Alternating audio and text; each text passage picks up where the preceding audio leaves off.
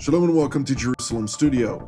The United Nations, which was designed to guard world peace, has failed in its mission across the Middle East due to the inherent contradictions with regard to interests of powers involved in the region.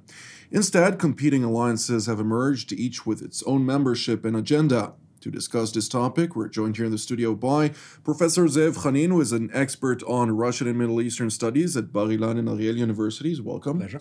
I'd like also to welcome our TV7 analyst, Mr. Amir Oren, and Dr. Nir Boms, who is a research fellow at the Moshe Dayan Center at Tel Aviv University. Welcome. Mr. Oren, give us a broader explanation with regard to this topic. And it seems like there are two major blocs, of course, the Russian one and the American one, each with its own agenda. But underneath everything, it seems like the one has more of the comfort in understanding or the ability to accept the fact that the Iranians have taken over every area where the Islamic State has been withdrawn from, and the other side seeks to oust the Iranian influence and foothold in all those territories. Well, over the last couple of weeks, or the first couple of weeks in the month of February, we have been given a fine demonstration of this fact, which you have just alluded to. We had the Warsaw Conference of the Western powers, Arab countries, and Israel. Under the leadership of the United States, of course. Under the leadership of the United States, mostly Secretary of State Mike Pompeo. This has been his pet project. And we had at Sochi the other alliance led by Vladimir Putin of Russia, to include Turkey and Iran. And we also heard that Armenia is now joining this alliance and is sending personnel and perhaps even units to Syria. Now, one of the differences between these alliances is the proximity to the area. Obviously, Iran, as well as Turkey, reside in the area. Iran doesn't border Syria, but it does border Iraq, which is, of course, a neighbor of both Syria, Turkey, and Jordan. And the Russians see it as part of what they call their near abroad, while the Americans want to get out, by the way, not only of Syria. All of a sudden, over the last several days, they have changed the wording regarding their withdrawal, and they only speak of northeast Syria. That is, they are going to leave forces in the Tanef area, in South Syria, because of Jordanian and Israeli concerns. So there is a strange commonality in the will of both President Trump as well as President Putin and the other members of his alliance regarding the American withdrawal. They are all for it. But the conditions on the ground, that's different, of course. The Russians, for the time being, are for the Iranians to stay in Syria under certain conditions. President Bashar Assad of Syria, of course, is for it. For Turkey, there are other interests regarding their own security zone south of the border within Syria, and the Western alliance is not so united. Professor Hanin? Amir Oren asked me last time whether Putin has a proactive or reactive policy. It was really interesting for me to check what is true. I said last time that to my mind it's proactive. It's true, but it's both. Today, in January, as usual, many of the Russian think tanks produced their analysis and their assessments, including those who are close to Kremlin, to the Russian Foreign Office, and also for opposition. And more or less all of them, they come to the same conclusion. They mean that out of the three options that Russia had after the Soviet era, meaning the first option to be a part of the European American landscape, meaning the so-called the broad Europe from English Channel to the Pacific, it never realized. The second option, to reestablish its power as a descendant, part of the heritage of the Soviet Union, and to control former Soviet republics, mainly besides the Baltic states, like to establish like a stronghold in Moscow, and from this point of view, eye to speak with the other world. This also never realized. In fact, these former Soviet republics are escaping one by one. Ukraine probably is the best example that the process started even before. And even countries like Kazakhstan or Belarus, even they changed the name, they're not Belarus anymore, which were close allies of Moscow until recently and member of the so-called Eurasian Economic Zone and political bloc. That then at the moment they're looking for other sides. Belarus is going to become a normal East European country. If not now, then in future. Ukraine at the moment, even the Ukrainian church is not subordinate to the Russian one, and Kazakhstan is thinking whether it's Eurasian country or another European country of another style. So that's never realized. Finally, the third idea to make a sort of a Eurasian alliance with China and maybe Iran and Turkey, as Mr. Putin thought at the beginning of the second cadenza, was also never realized. And we see it, what happens in Syria as well. So answering your question, in fact, it will be incorrect to say that Putin doesn't have its plan and global plan. It does have. But all the tasks and aims that were put there, they're undoable at the moment, unfeasible. So from this point of view, we see in Syria that they are trying to combine all these projects together. Meantime, no one of them is realized. Dr. Boms? Well, let's agree with this, but also add perhaps a stronger regional dimension to this. Back in 1989, following the collapse of then the Soviet Union, there was this big debate of how the world will look like when it moves from a bipolar into a unipolar or perhaps to a multipolar world. You had these discussions, Fukuyama and Huntington, and part of that was that America remained the great power. It remained so until this very day. Russia, the successor of the Soviet Union, remained a lesser power, and it took quite some time for the Russians to really raise their head. What we've seen in the last few years, and part of this discussion over here, is that the Russians are able to be much more assertive in a good number of other fronts and arenas. The Americans are being rescinding, and all of a sudden you see a Cold War type of dynamic. But just like you said, that this is both reactive and not at the same time, and proactive, that's the same applies for these blocs. These are not uniform blocs. You have a number of countries, Israel being one of them, that is able to very comfortably speak with both poles and work with both poles in a very some would argue, a relatively successful way. But not only that. Just a few weeks ago, we've had the major energy conference in Egypt, and that has to do less with the blocs, but really with the Mediterranean bloc that is also beginning to emerge, realizing that some of the energy issues and the cooperation between Israel, Cyprus, Greece, and Egypt potentially can be very beneficial for all parties. And some of that is happening in parallel to the rivalry. So you do not have a very strict division of dark side and a light side on one hand, or an iron curtain as it used to be.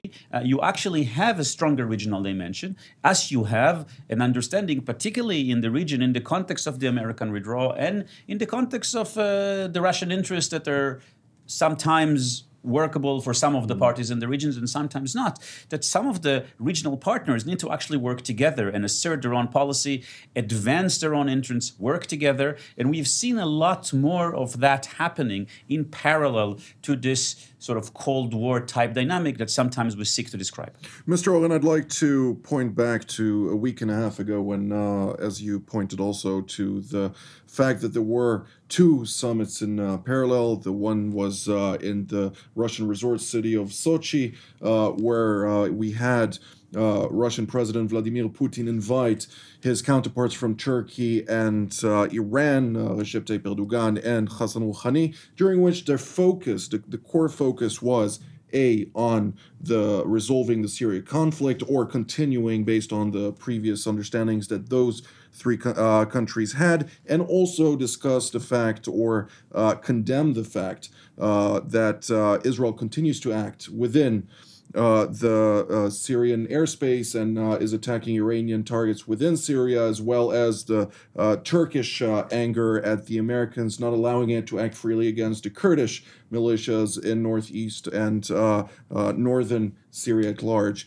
On the other hand, we had the Warsaw Summit, where it was very pinpointed, almost exclusively on the aspect of Iran, even though it wasn't labeled as such. It was an anti-Iran conference where all countries, whether it were foreign ministers or second-level representatives, all countries came together to show a united force in order to tell Iran that the world does not accept it taking over the region. Just several days later, we saw the Munich conference, which was very important to listen carefully to each one of the sides and what they had to say. While we had the Americans focus on the Islamic Republic and the fact that the Europeans should withdraw from the nuclear agreement, and they also raised the fact of China and all kind of elements like that, Russian Foreign Minister Sergei Lavrov focused primarily on the aspect of Europe. Rather than Syria, rather than the Middle East, almost no mention whatsoever to the region, something that shows to a certain degree that the Russians are more broadly interested in the situation right now in Europe. Do you think that this is something that we should take note of, or is it something that just is part of tactics within a larger strategy? Well, of course, for the Russians, Ukraine is more of a priority than the Middle East, especially since they can take for granted that they are going to win, at least for now, in the contest over Syria. If the Americans are already insisting that they are withdrawing, the Russians don't have to push them out.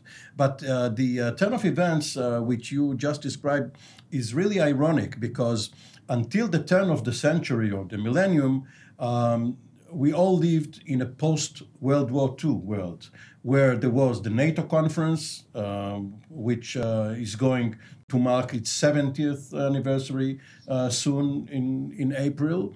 And against it was arrayed the Warsaw Pact, led by the Soviet Union, of course. Now, Turkey and Iran were afraid of the Soviet Union.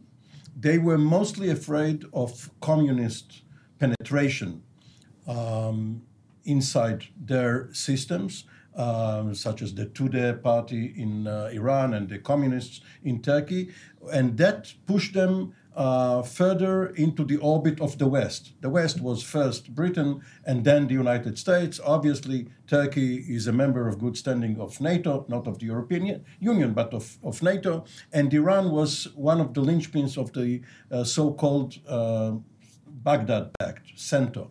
And only when the revolutionary Islamists took over 40 years ago, and then Erdogan took over some 16 years ago in Ankara, did it all change. So now we see that even though the most important event of the last 2 decades was 9/11, which sent the United States back into an involvement in Afghanistan and in Iraq against the general policy line.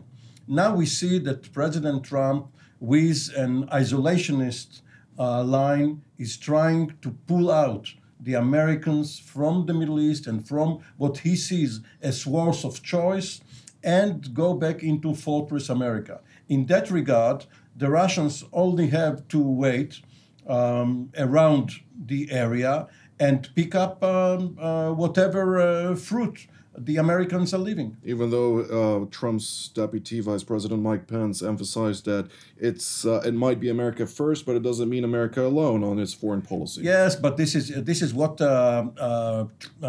Trump's rivals always said. Don't forget that America may be first, but we cannot do it on our own. But Pence's words are fine, but Trump is calling the shots. Professor Hanin? Well, I would say saying all this, and I agree with this definition. However, we have to take into account a couple of other things. One thing, that if we are talking about alliances, we are not talking about traditional alliances or traditional blocs. That's not the Cold War. That's not the whole West against the East. There is no East anymore. Now, all this territory eastward from the former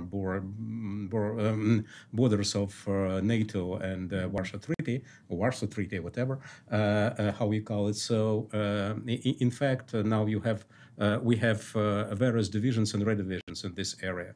So we're coming back actually to the 16th century competition between two Russias, Moscow Russia and Lithuanian Russia. So Lithuanian Russia will not come to Moscow Russia anymore. That's more or less for sure. However, whether that doesn't mean that Russia is alone. Russia is alone, but it means that now they're interested to look for other allies. Where they could find these allies? In Europe. Europe is also the same bloc as it used to be like 50 years ago. Which we see the indications of Germany, of course, making various understandings with Moscow in the latest developments. In fact, in Berlin, they never left or gave up the idea of bringing Russia back as the energy superpower, but not their armed superpower, maybe, and to make some cooperation. On the other hand, we have various blocs in Eastern Europe, like despite of the recent misunderstandings between Jerusalem and Warsaw, for instance, we still have a sort of the cooperation between Eastern Mediterranean and the so-called Ravia, this East European Visegrad, the Visegrad bloc. Sorry, the Visegrad bloc. Then we have the Baltic states. Then we have the Balkan states with their own interest, and big three, Troika, in Western Europe, which don't exactly coincide in their interests. And Russia is actually able to balance between them. On the other hand, we see that Russia is trying to look for alliances here in the Middle East, understanding that they don't have close satellites here anymore. So you mentioned the meeting in Sochi, which was actually a very good show concerning whether Russia could think about the bloc of three empires, like in the past, between that means President of Russia, President of Turkey, and President of Iran. And the answer is no. That means that they still need here, even in Syrian case, both Israel and pro-Western Sunni states. And finally, you say that Ukraine is much more important than Syria. It's true. On the other hand, in Ukraine, they're unable to make any compromise with anybody. Concerning Syria, they're able. So some of their experts in Russia believe that in Syria, there is a background for cooperation with the United States. And with that, they were able to come back to Europe and discuss Ukraine and other things. Dr. Boms? Well, in some ways, some of what Dr. Hanin just described actually follows the lines of the old dynamics of a Cold War. Europe and the United States, in this regard, stand on the opposite side of the aisle on a good number of issues. And we've seen it more recently with the JCPOA, with the European mechanism that aims at continuing some financial activities with Iran. And particularly when it comes to President Trump, you have the Europeans standing in a very different place than the Euro, the North Atlantic Alliance, in a sense, used to stand in. And therefore, Russia, I think, saw an entry point. And part of that entry point fits within the idea of a vacuum that is left by one superpower that may be filled with another. But at the same token, again, this is certainly not a bloc, because these relations that a lot of them has to do with pure economy, energy. Europe has a very significant energy needs. Therefore, the regional discussions regarding energy, regarding pipelines, regarding the underground pipeline in the Mediterranean are extremely important, because this is a long-term solution addressing real needs. These issues needs to be advanced, and in some ways, certainly for the Europeans, they need to be advanced irrespective of broader political dynamics. And therefore, there may be an opening for some of these overtures, while the North Atlantic Alliance remains very solid. And in the same token, if you're looking at this president of the United States President Trump, in some ways, he is fulfilling much of what his predecessor called leading from behind. Yeah, America will continue to be very assertive when it comes to Iran, but really on an economic level, America will continue to assert its presence, but just with less troops, but we're still going to have bases, and we're still going to have our cruise ships and plane carriers in the Mediterranean to make sure that we are going to be there if something happens, and we'll continue to use very harsh language and act aggressively and in a unilateral way when it comes to the JCPOA. So with that, those who are try to explain the American policy would tell you that no, America is actually continues to act as an important player in the international arena, continues to assert its influence, is really leading, just in a bit of a different way, in a way of trying to balance between what the president said, America's first, and we're going to bring our troops home, and at the same token keep a certain degree of influence. And in many ways, what you still have here is a balancing power between the American bloc and the Russian bloc in this sense. And you have the regional allies, in a way, are doing their own balance and understanding that, in many ways, both channels are open. Mr. Oren, as I stated in my introduction, the United Nations has failed miserably, unfortunately, to realize a solution to the years-long conflict in Syria that claimed the lives of hundreds of thousands of people and really devastated not only that country, but devastated also the demographics of the region, the demographics to a certain degree of certain countries in Europe, where we had even 1 million refugees just from Syria coming into the borders of Germany, which is a significant impact, even in a country of 80 million. So to what degree do we see the major powers come and say, okay, as leaders, whether it's of the Western world or the Eastern Bloc or whatnot, tough decisions need to be made, and we're going to make them, and we're going to do that despite resistance from other parties in the region? The United Nations, as a mechanism, must reflect the common will of the big powers, mainly the permanent 5 members of the Security Council. Otherwise, they cancel each other out. And because for the last 50 years or so, the Secretary General is not a major player. He used to be until the Six-Day War between especially Israel and Egypt. But because Uttant has been too proactive, the powers took away whatever jurisdiction the Secretary General has, and he must go back to them to get approval. So the United Nations is only a conduit. When the big powers want to do something through the United Nations, they do. If not, they ignore it, they bypass it, they form what they call coalitions of the willing, and they do it, or national force and observers rather than UN forces, because of the veto each power has. Now, Brexit we didn't mention. Europe is not united.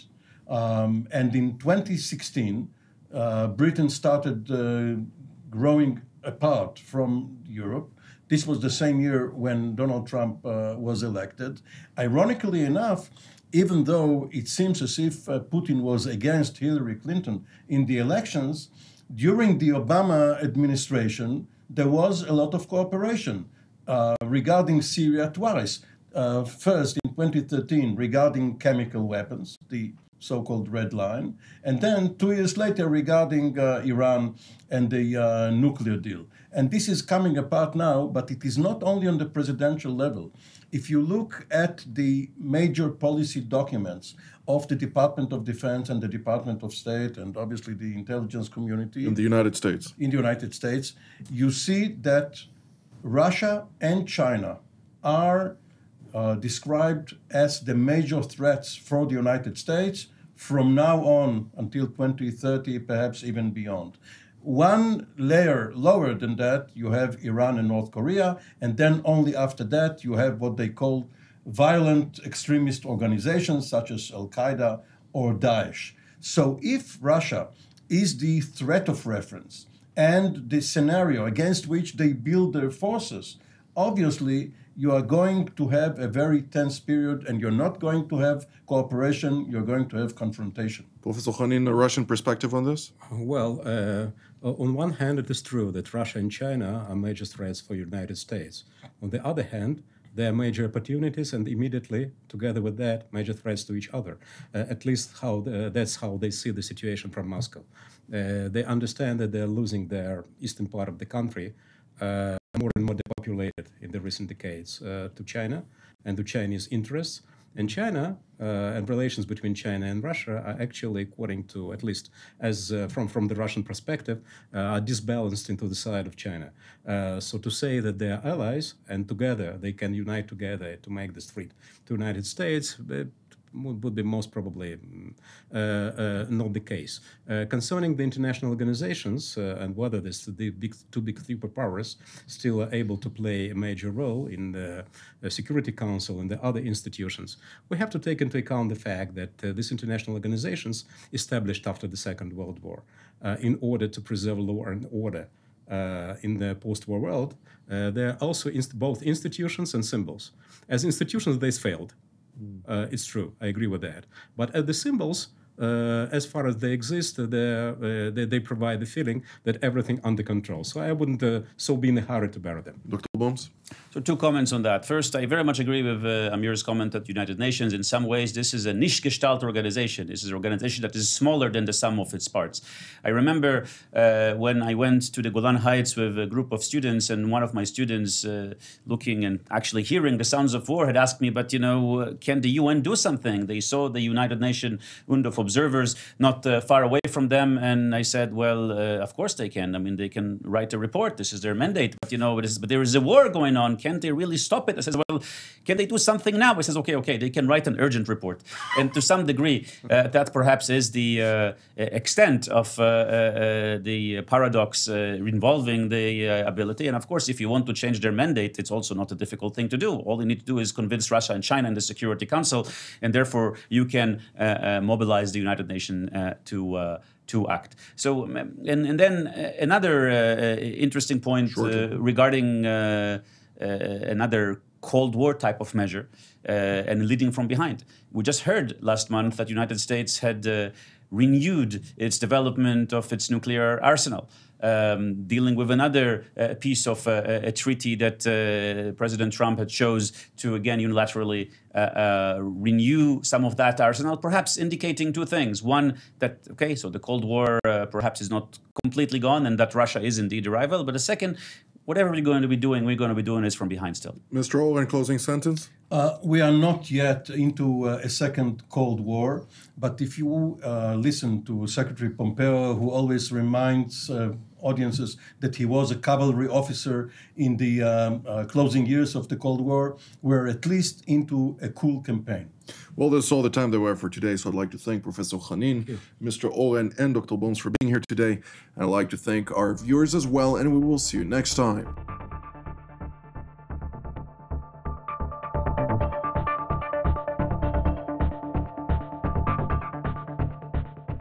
You just watched TV7 Jerusalem Studio. We encourage you to pray for the challenges raised in today's program. If you were blessed by our production, please consider supporting TV7 Israel. The details of our respective bank accounts for donations from Europe and the United States appear on the screen.